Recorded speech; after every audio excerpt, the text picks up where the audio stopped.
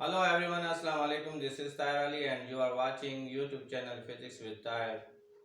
Today we will start a chapter number first, Scope of Physics for class first year or Introduction to Physics. आज हम first year का chapter number first scope of physics या introduction to physics start करने वाले हैं। तो आप सब दोस्तों से गुजारिश है कि please like and subscribe my channels and share with your friends. तो हम स्टार्ट करते हैं स्कोप ऑफ फिजिक्स को। एज यू नो दैट आप सब जानते हैं कि जो इंसान होता है हमेशा वो नेचर को जानने के लिए थ्रस्टी रहता है, ठीक है ना। हमेशा सर्च में होता है, खोज में होता है कि नेचर में ये चीज़ें हो रही हैं तो ये कैसे हो रही हैं, इसके बारे में क्या करता रहता है, ऑब्जर्वेशन करता रहता है। जैसे फॉर एग्जांपल हम लेते हैं अर्थ का। अगर अर्थ को देखता है, अर्थ अर्थ का एग्जाम्पल लेते हैं तो अर्थ के बारे में ये ऑब्जर्वेशन होती है। तो अर्थ जो है वो किस चीज़ की बनी हुई है और उसका क्या शेप है, कैसा शेप है। अर्थ जो है वो सर्किल होती है या अर्थ जो है वो क्या होती है, फ्लैट होती है, ठीक है ना। और अर्थ जो है वो किस तरह मोशन करती है, मोशन ऑफ अर्थ, इसके बारे में भी सोचता रहता है। अर्थ किस तरह मोशन करती है, वो स्पिन मोशन करती है, ऑर्बिटल मोशन करती है, ट्रांसलेटिव मोशन करती है, कौन सी मोशन करती है और किस मोशन से उसमें ग्रेविटी पैदा होती है। जैसे कि डे और नाइट, ये किस तरह होते हैं अर्थ के ऊपर, डे एंड नाइट, इसके बारे में भी इंसान क्या करता रहता है, सोचता रहता है। और जो है every object fall towards the earth, her object जो है वो जमीन की तरफ क्यों आता है।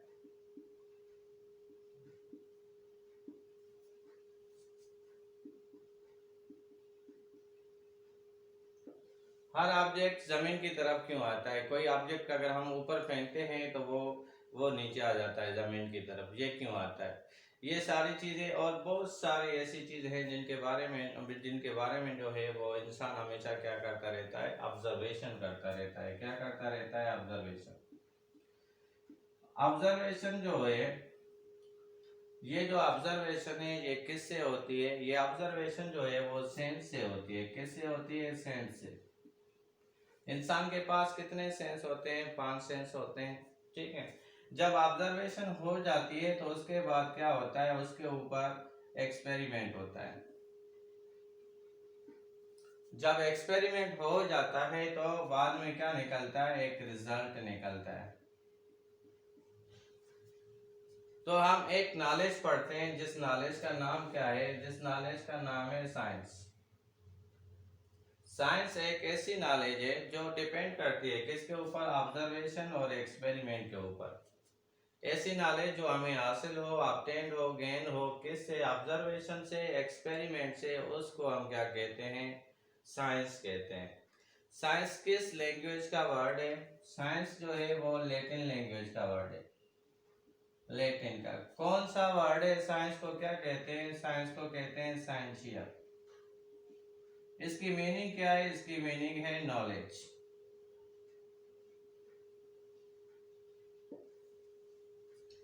तो साइंस की डेफिनेशन आ गई, systematic knowledge which obtained from observation and experiment. Science taken from Latin word scientia, that means knowledge. Okay okay, science को हम और भी डिफाइन करते हैं। Before 1800 AD century, before 1800 science को कहा जाता था, साइंस कॉल्ड नेचुरल साइंस।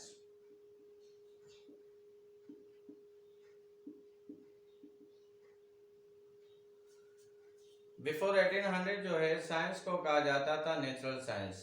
तो इस नेचुरल साइंस में जो है इतनी नॉलेज इंक्रीमेंट हो गई कि आफ्टर 1800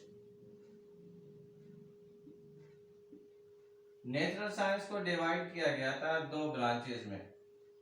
कौन कौन सी, एक थी फिजिकल साइंस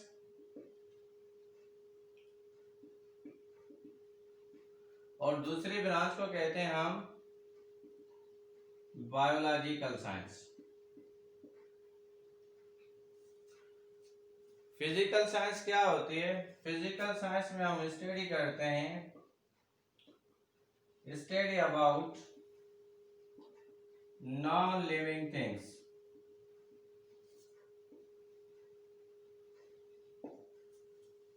बायोलॉजिकल साइंस में हम स्टडी अबाउट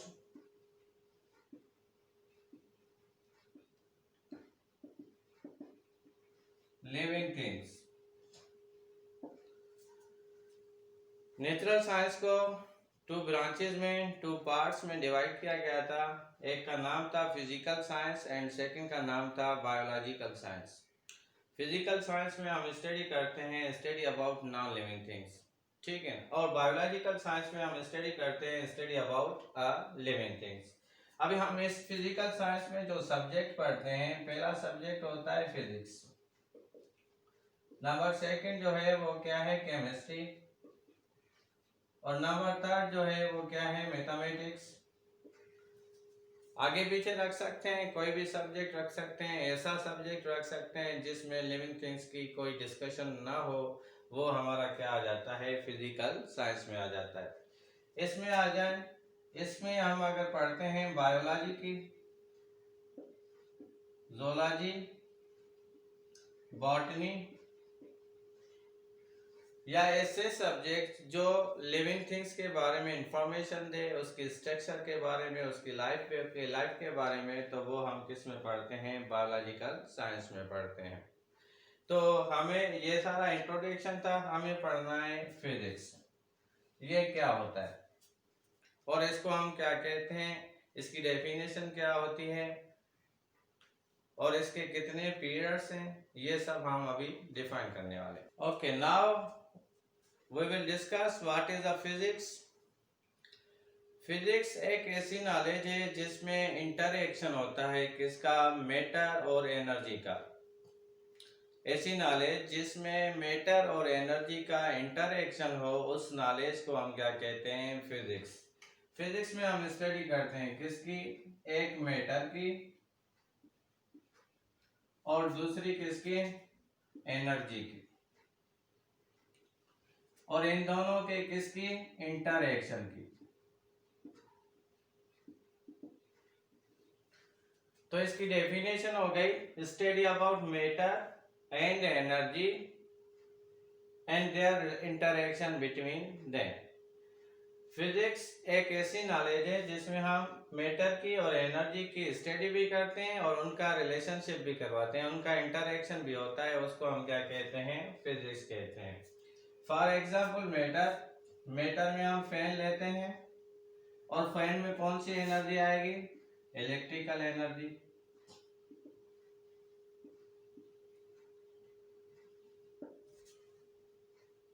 क्या मिलेगा हमें, जब इंटररिएक्शन होता है तो हमेशा एक नई चीज मिलती है। जैसे फैन में इलेक्ट्रिकल एनर्जी का इंटररिएक्शन मिला तो हमें क्या मिल गई, एयर हो गई। सेम एज अगर हम कार की बात करें, मोटर बाइक की बात करें, ऑटोमोबाइल्स की बात करें, उसमें जो एनर्जी होती है वो उसका क्या होता है, फ्यूल होता है, ठीक है ना। क्योंकि फ्यूल जो है वो पेट्रोल भी हो सकता है, डीजल भी हो सकता है और गैस भी हो सकती है, ठीक है ना, जिसको हम सीएनजी कहते हैं। जब इंटर रिएक्शन होता है इनका तो वो चीजें एक जगह से दूसरी जगह क्या करती है, मूव करती हैं, ठीक है ना। सेम एज जो है दुनिया में हर वो चीज जिसको इंसान ने बनाया है या जो नेचुरल चीज बनी हुई है जिसमें मैटर और एनर्जी का इंटररिएक्शन होता है, उस नॉलेज को हम क्या कहते हैं, फिजिक्स। फिजिक्स को दो पीरियड्स में डिवाइड किया गया था।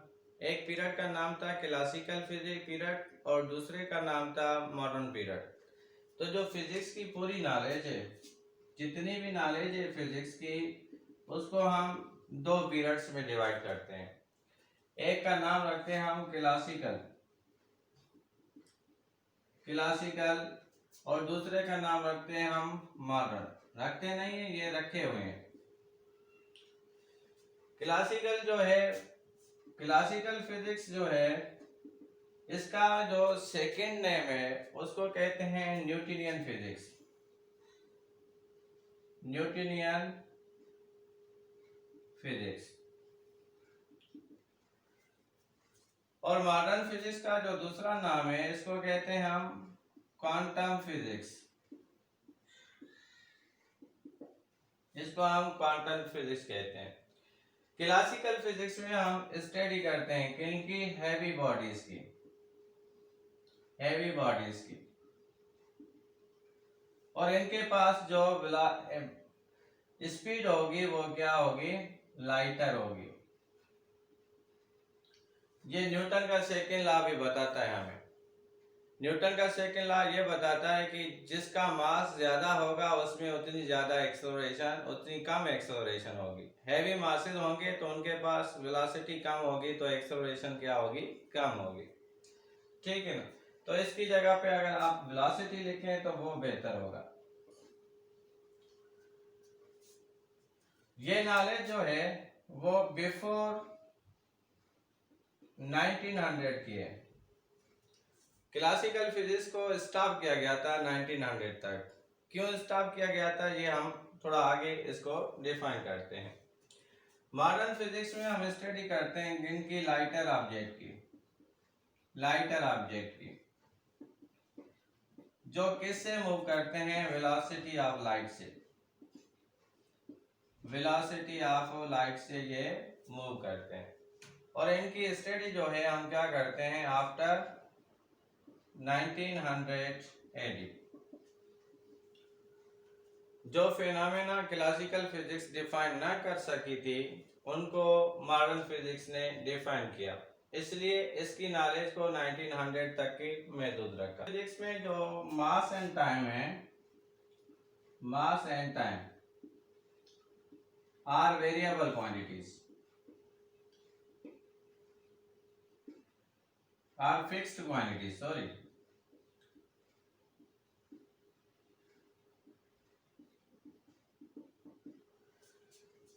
क्लासिकल फिजिक्स में ये बताया गया था कि जो मास और जो टाइम है वो फिक्स क्वांटिटी है, वो चेंज नहीं होते। जैसे फॉर एग्जांपल अगर हम मास का एग्जांपल लें, मास और वेट का, अगर हम यहाँ से मून के ऊपर जाते हैं तो जो साइंटिस्ट होता है, जो एस्ट्रोनॉट होता है, उसका जो मास होता है वही रहता है जितना वो होता है, लेकिन उसका वेट क्या हो जाता है? कन्वर्ट, चेंज हो जाता है। ठीक है ना? सेम एज मॉडर्न फिजिक्स में जो मास एंड टाइम है, मास एंड टाइम वो क्या है? Are variable quantities.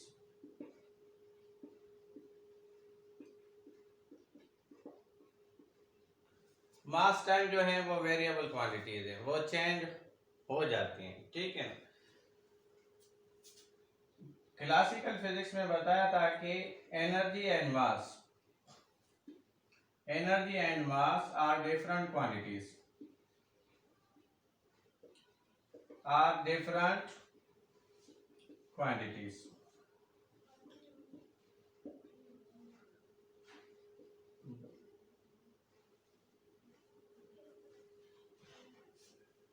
एनर्जी मास जो है डिफरेंट क्वांटिटीज हैं और ये एक दूसरे में क्या नहीं हो सकती? इंटर कन्वर्ट नहीं हो सकती।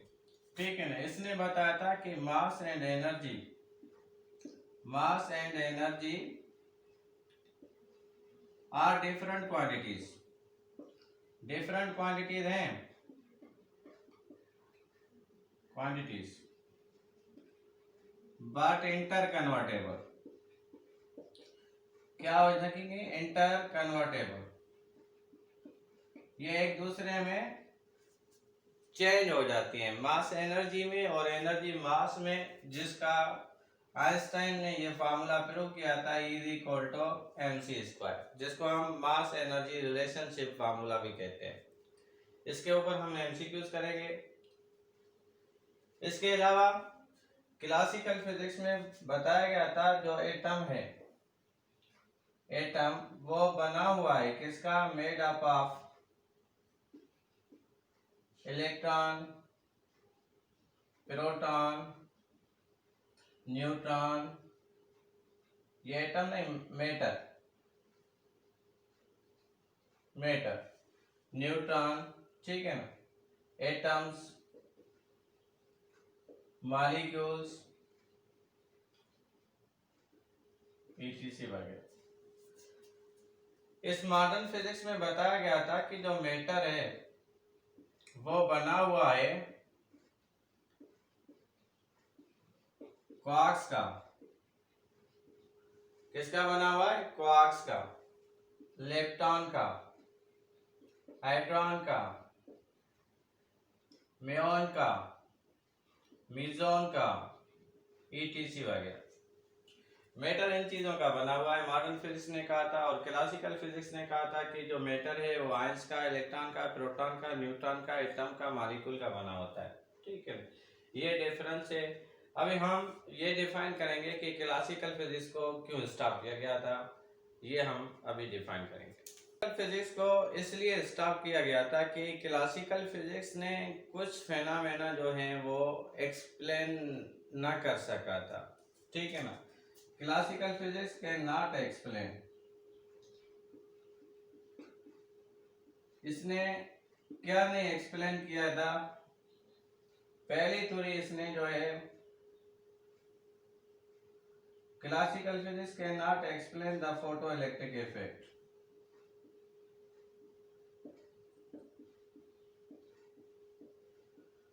ठीक है ना, इसने जो है कॉम्पटन इफेक्ट को भी डिफाइन नहीं किया था।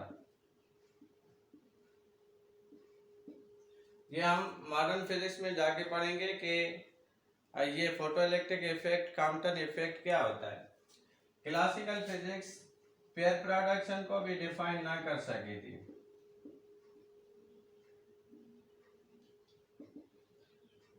और सबसे अहम बात, जिसने ब्लैक बॉडी को भी डिफाइन नहीं कर सकी थी। ऐसे बहुत सारे ऐसे फेनामेना हैं, ठीक है ना, ऐसे प्रोसेस हैं जो मॉडर्न फिजिक्स में हम रखते हैं, जैसे पेयर प्रोडक्शन है, एनिहिलेशन ऑफ मैटर है, ये सब चीजें जो है ना इन्होंने डिफाइन नहीं की थी। मॉडर्न फिजिक्स, इसलिए क्लासिकल फिजिक्स को क्या किया था? स्टॉप किया गया था। मॉडर्न फिजिक्स ने इस बहुत सारी चीजें डिफाइन की थी, जैसे आइंस्टाइन थ्योरी। ठीक है ना, जैसे आइंस्टाइन थ्योरी, जैसे मॉडर्न फिजिक्स में प्रूव हुआ था dual nature of light, dual nature of light. Modern physics में प्रूव हुआ था pair production, annihilation of matter.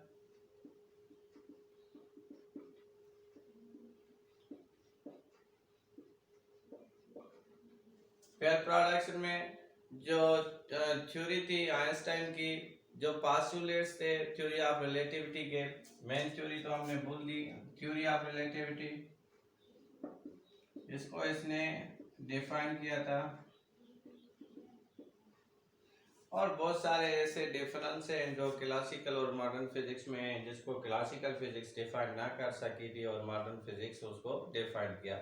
इसलिए 1900s एडी तक जो भी नॉलेज थी वो क्लासिकल फिजिक्स में काउंट की जाती है, और उसको हम न्यूटनियन फिजिक्स इसलिए कहते हैं कि ज़्यादातर उसमें जो है न्यूटन का काम हुआ है, न्यूटन की डिस्कवरी हुई है, इसलिए हम उसको न्यूटनियन फिजिक्स कहते हैं। According to mass energy relationship, एक इक्वेशन है आइंस्टाइन की, जिसको हम लिखते हैं E is equal to mc²।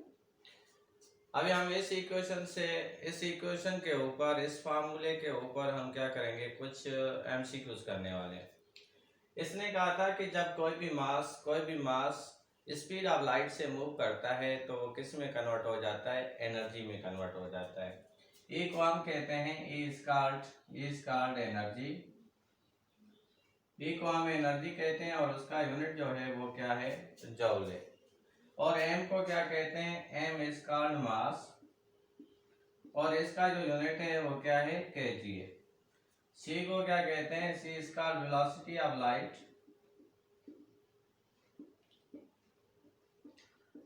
और इसका जो यूनिट है वो क्या है? मीटर पर सेकेंड। और C का एक कांस्टेंट वैल्यू है जिसको हम कहते हैं 3 × 10⁸ मीटर पर सेकेंड। ये वैल्यू है किसका? वेलोसिटी ऑफ लाइट या स्पीड ऑफ लाइट का। अभी एमसीक्यूज किस तरह आता है कि अगर आपको मास मिला हो, सपोज मास मिला हो 1 kg, तो आप इस मास को एनर्जी में कन्वर्ट करें। तो किस तरह करेंगे? ये हमारे पास इक्वेशन लिखी हुई है, E is equal to mc²। m हमारे पास कितना है 1 और c कितना है 3 इंटू 10 पावर 8 होल स्क्वायर।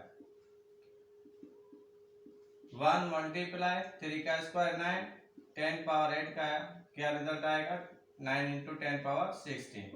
तो 1 को 9 इंटू 10 पावर 16 से मल्टीप्लाई करेंगे तो सेम जवाब आएगा 9 इंटू 10 पावर 16। तो एनर्जी का यूनिट क्या होगा जूल। अगर हमारे पास मास 1 kg है, हम उसको एनर्जी में कन्वर्ट करना चाहते हैं, तो उस मास को स्पीड ऑफ लाइट से मूव करवाने के लिए हमारे पास कितनी एनर्जी होनी चाहिए 9 इंटू 10 पावर 16 जूल होना चाहिए। इतनी एनर्जी होगी तब जो है ये मास क्या करेगा स्पीड ऑफ लाइट से मूव करेगा। इसके ऊपर हम एक और एमसीक्यूज करते दिए एनर्जी अगर आपके पास है 9 into 10 power 16 joule, 9 into 10 power 16 joule, तो मास कितना होगा। तो ये सेम इक्वेशन रखेंगे इज इक्वल टू mc²। क्या फाइंड करना mc मल्टीप्लाई में इधर जाएगा डिवाइड में m is equal to E upon c²। Energy कितनी है हमारे पास 9 into 10 power 16 joule. Speed of light constant है 3 इंटू 10 पावर 8 होल स्क्वायर। अब ये रखेंगे 9 into 10 power 16 divided by 9 into 10 power 16। ये कैंसिल और ये कैंसिल इज इक्वल टू 1। मास का यूनिट क्या होगा केजी। तो ये रिजल्ट आ गया। ये थे कुछ प्रॉब्लम मास एनर्जी रिलेशनशिप से। अभी इसी तरह से कुछ एमसीक्यूज भी आते हैं। आपसे पूछा जाएगा अगर आपके पास जो है वो 2 kg मास हो तो एनर्जी कितनी होगी। अगर मास आपके पास कितनी हो 2 kg तो एनर्जी कितनी होगी। अगर फार्मूला और वैल्यू याद है तो आप मल्टीप्लाई करेंगे, E होगी 18 इंटू 10 पावर 16 जूल। ये इसका रिजल्ट। अगर आपसे पूछा जाए कि मास अगर आपके पास है 5 kg तो एनर्जी कितनी होगी बताएं। तो एनर्जी होगी 45 इंटू 10 पावर 16 जूल। तो इसके ऊपर अगर थोड़ी बहुत प्रैक्टिस करेंगे तो ये प्रॉब्लम भी हल हो जाएगा इक्वेशन से रिलेटेड, और एमसीक्यूज जितने भी आएंगे इससे रिलेटेड वो भी आपके क्लियर हो जाएंगे। ये कुछ एमसीक्यूज हैं जो फर्स्ट ईयर क्लास के पहले लेक्चर से रिलेटेड है। पहला एमसीक्यूज है the laws of motion of bodies moving with a constant acceleration are given by. इसका ए ऑप्शन है न्यूटन और बी ऑप्शन है गैलीलो एंड सी ऑप्शन है आर्किमिडीज एंड डी ऑप्शन है केपलर। तो इसमें से राइट ऑप्शन कौन सा है। इसमें से राइट जो ऑप्शन है वो है बी ऑप्शन न्यूटन। आप सोच रहे होंगे इसका राइट ऑप्शन तो न्यूटन है। न्यूटन ने लॉस दिए थे, उससे पहले जो लॉस दिए थे वो गैलीलो ने दिए थे। इसकी क्या मिस्टेक थी। इसकी मिस्टेक ये थी कि इसने जो न्यूटन्स के लॉ दिए थे वो जो है कांस्टेंट एक्सेलरेशन पे थे, जो आगे जाके जो है वो इक्वेशन ऑफ मोशन से या फार्मूला से रिलेटेड नहीं करते थे, जिसको न्यूटन ने दुरुस्त किया था। नंबर सेकंड है paper was first manufactured by Egyptians, Chinese, Greek, Indus. तो इसका जो राइट ऑप्शन है फर्स्ट टाइम जो है पेपर का मैन्युफैक्चर चाइनीज ने किया था, जिसका नाम था पेपेची। Number third the use of decimal system given by the people of Euphrates, Greek, Chinese, Indus Valley. तो इसका जो राइट ऑप्शन है वो है डी ऑप्शन इंडस वैली। तो यहाँ तक था हमारा पहला लेक्चर। अल्लाह हाफिज, अपना ख्याल रखें।